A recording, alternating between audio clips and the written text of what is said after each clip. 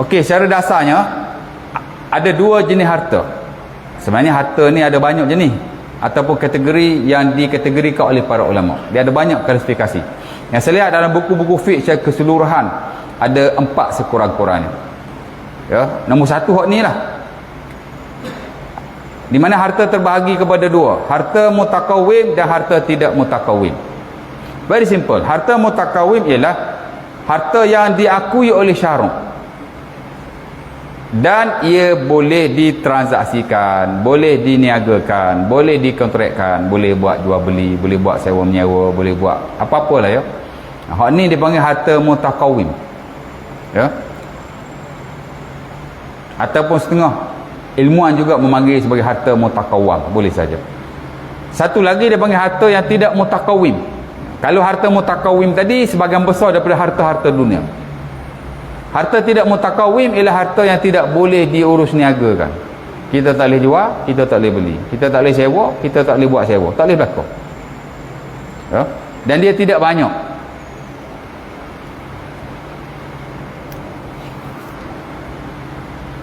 Apa itu harta mutakawim? Contoh emas, perak, tanah, mata wang. Saya buat contoh kat situ kan. Tidak mutakawim pula, harta yang tidak diakui di sisi syarak, tidak boleh diniagakan, tidak boleh dikontrakkan, bahkan tidak boleh dimuamalahkan sama sekali. Contohnya anjing. Menurut majoriti para ulama. Majoriti kata anjing tak boleh jual beli. Walaupun anjing tu untuk dimunafaatkan. Sebab anjing-anjing ni tuan-tuan ada manfaat dia. Orang dulu buat jaga kebun, buat jaga ladang, buat berburu dan buat keselamatan semasa pemusafiran. Jadi kalau kita beli untuk tujuan-tujuan itu, maka hukumnya harus. Seumpama yang distandardkan dalam mazhab Maliki, dia kata anjing boleh jual beli kalau ada tujuan yang dibenarkan syarak. Tapi kalau beli saja-saja selain daripada reason yang saya sebut tadi, nak buat pet ke, ya tak, saja-saja tak boleh, haram lah. Itu pendapat Maliki lah, yang hari ni banyak diguna pakai. Tuan-tuan, negara kita beli anjing daripada luar negara, dia pakai kontrak mana? Kalau dalam mazhab Syafi'i, jual beli anjing haram dan tak sah. Dan bukan hanya mazhab Syafi'i, majoriti para ulama qadiman, classically. Jadi kalau kita guna pakai kontrak yang ada dalam mazhab Syafi'i untuk kita beli anjing daripada negara luar untuk kegunaan tertentu, macam mana kita nak guna pakai? Betul tak? Mestilah kita beli, takkan nak minta, takkan nak curi, beli ya. Jadi kita pun dah pakai ya. Dalam bab ni jual beli anjing daripada pihak-pihak lain lah ya. Tapi majoriti melarang kerana anjing termasuk dalam harta yang tidak mutakawim. Walaupun anjing tuan-tuan kita dilarang untuk membunuhnya sewenang-wenangnya. Nabi sebutlah hadis Muslim daripada Abi Hurairah, laula annal kilab ummatun minal umam la amartu biqatliha. Kalaulah anjing ini bukan ummah daripada ummah-ummah. Sebab ummah-ummah ni dia banyak tuan-tuan konsepnya. Kita dia ingat umat Islam, mana umat ni banyak. Saya baru di surau di Paijarah saya hurai tentang ummah. Kerana bila saya tafsir surah Al-Baqarah tu, pertama kali jumpa perkataan tu. Jadi saya sebut umat-umat ni ada banyak. Pertama ummatul khalqi, seluruh makhluk adalah ummah. Ni Nabi sebut anjing umat sebab dia makhluk umat. Yang kedua ummatun nas, manusia adalah umat. Yang ketiga ummatud dakwah, kecil lagi. Yahudi Nasara itu ummatud dakwah, umat dakwah. Kemudian ummatul Islam, umat Islam ya. Lepas tu ummah jama'atun makhsusatun minan nas, umat dimaksudkan juga ialah satu kelompok daripada manusia. Tak? Ya. Kuntum khaira ummatin ukhrijat linnas ta'muruna bil ma'ruf wa tanhauna 'anil munkar wa tu'minuna billah. Mesti ada satu ummah, yakni satu grup yang buat kerja amar ma'ruf nahi munkar. Mana satu grup? Tadi keseluruhan makhluk, kecil sikit manusia, kecil sikit Yahudi Nasara, orang Islam, kecil sikit orang Islam, kecil lagi a group of people, ada kecil lagi seorang pun umat juga. Contoh dalam Quran Allah Ta'ala memanggil Nabi Ibrahim sebagai umat. Inna Ibrahima kana ummatan, macam ayat tu lupa.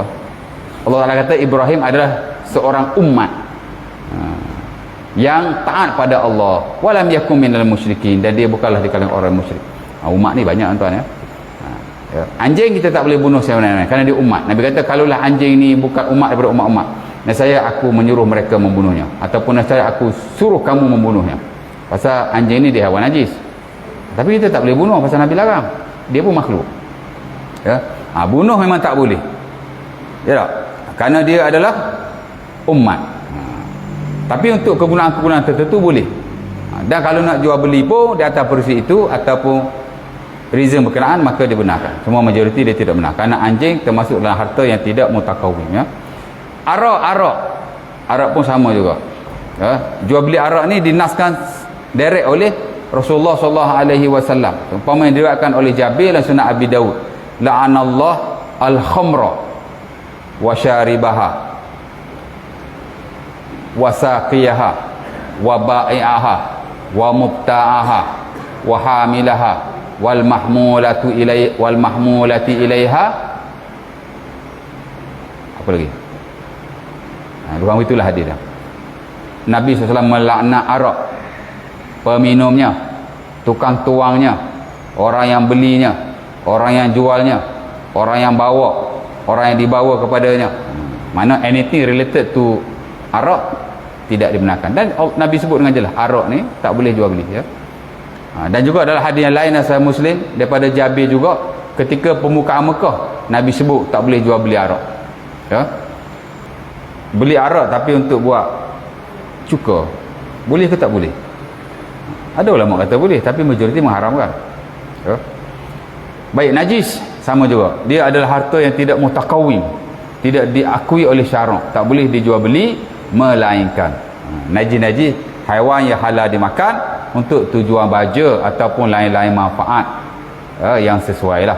Saya kira walaupun dulu dia minoriti, hanya Abu Hanifah atau mazhab beliau saja yang membenarkan, tapi konteks hari ni saya lihat banyak fatwa yang membenarkan tapi sebaik-baiknya kita elakkanlah, sebaik-baiknya ya. Kalau kita nego kambing, kita jual lah kambing tu, najis dia tak payahlah jual, insyaAllah berpahala ada benda kita nak jaga juga ya. Tapi kita pulang lah ya. Dan akhir sekali bangkai pun sama, tak boleh jual beli sama sekali. Ada member kita tuan-tuan, dia langgar boom kambing, mati kambing tu, dia pun alamak, kereta aku ni dah rosak depan, kambing tak tahu siapa punya, anak lembu kau tengah jalan duk lelak boom langgar. Tuai dia tak mari pakai sudah dah, tak usah tunggu lah, cari tuai tak ngaku. Betul tak? Siapa nak ngaku? Kalau ngaku nak bayar kereta tu. Oh, nayu dia kata ni, siapa nak ganti ni? Ya tak? Insurans tak pati pula tu. Dia pun ambil kambing, boleh bonek atau anak lembu, pergi jual. Nak jual siapa? Ustaz orang Islam tak beli, jual kau orang bukan Islam lah, dia pun market. Boleh tak? Ya, tak boleh.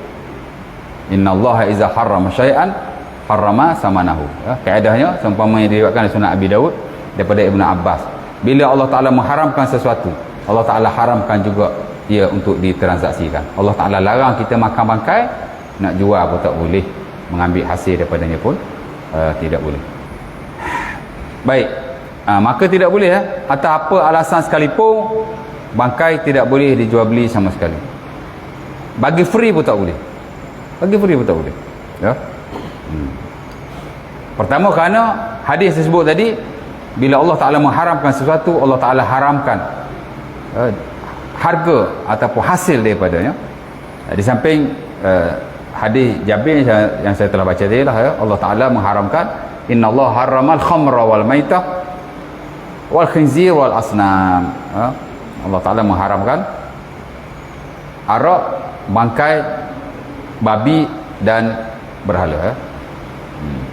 Bukan kata haram nak makan dan seumpamanya, tapi tak boleh dijual beli atau urusan-urusan muamalah yang lain ya.